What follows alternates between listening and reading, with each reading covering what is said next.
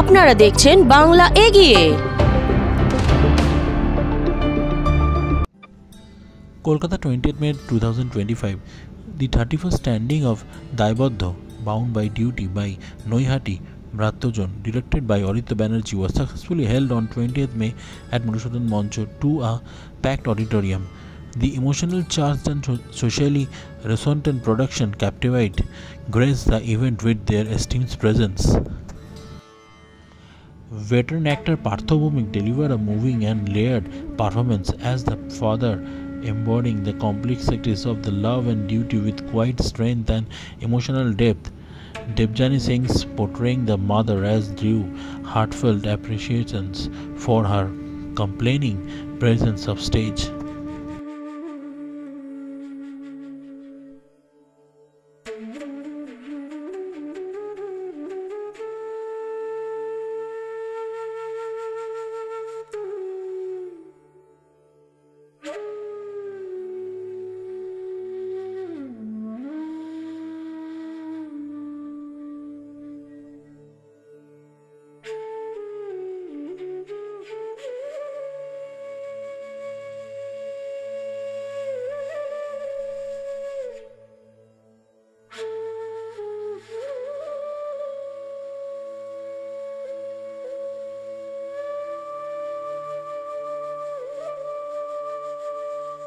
নমস্কার। আজকে আপনারা জানেন যে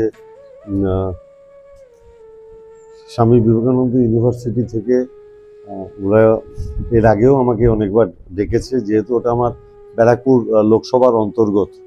আমি এর আগেও ইউনিভার্সিটির বিভিন্ন প্রোগ্রামে গেছি এবং ওরা পড়াশোনার সাথে সাথে খেলাধুলা, নাট্যচর্চা, বিভিন্ন সামাজিক অনুষ্ঠান, কোনো গ্রামের দায়িত্বভার নেওয়া, বিভিন্ন জায়গায় হেলথ ক্যাম্প, এগুলো বিভিন্ন সামাজিক কার্যেও নিযুক্ত থাকে এলাকার মধ্যে।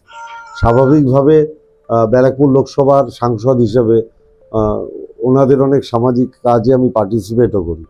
এই প্রথম ওরা আমাকে অনুরোধ করেছিল একটা নাটকের কাজেও সম্পৃক্ত হওয়ার জন্য ওদের সাথে, এবং ওরা আজকে মধুসূদন মঞ্চে একটি সামাজিক বার্তা বহনকারী নাটক, যেটা শ্রদ্ধেয় মেঘনাদ ভট্টাচার্য মহাশয় একটা সময় 40 বছর আগে সুনামের সাথে প্রায় 1000 রজনী এই নাটকটি মঞ্চস্থ করেছেন।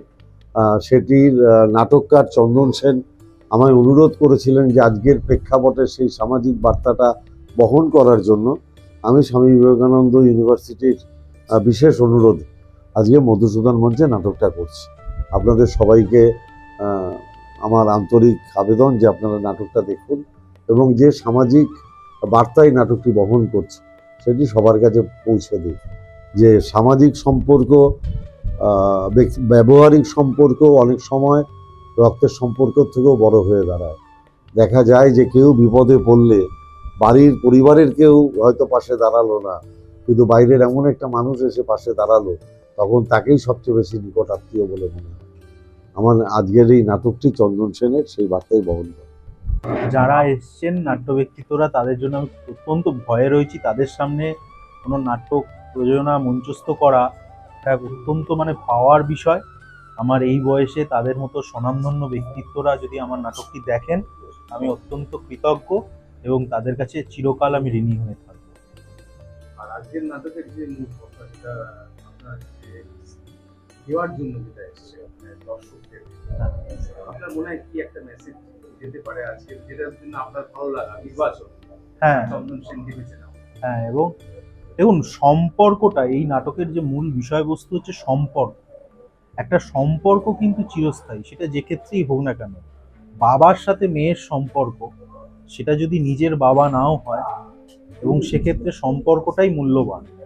মেয়ে হিসেবে তাকে ছোট থেকে বড় করে তোলায় তার নিজের বাবা কোনোদিনও দেখেনি। যে বাবা তাকে বড় করে তুললো, সেই বাবা কিন্তু তার জন্মদাতা পিতা নয়, এবং এইখানে সম্পর্কটাই কিন্তু মূল। চন্দন সেনের এই নাটকটি চিরকালীন হয়ে থাকবে এই একটি কারণে, যে আপনারা দেখুন টাকা পয়সা, স্থান কাল পাত্র, এইগুলোর পরিবর্তন ঘটতে পারে, এইগুলোর যখন তখন চেঞ্জ হতে পারে। দেখুন 90 সালের একটি নাটক আজকে অপ্রাসঙ্গিক হতেই পারে, কিন্তু সম্পর্ক কোনোদিনও অপ্রাসঙ্গিক হতে পারে না। দেখতে থাকুন বাংলা এগিয়ে।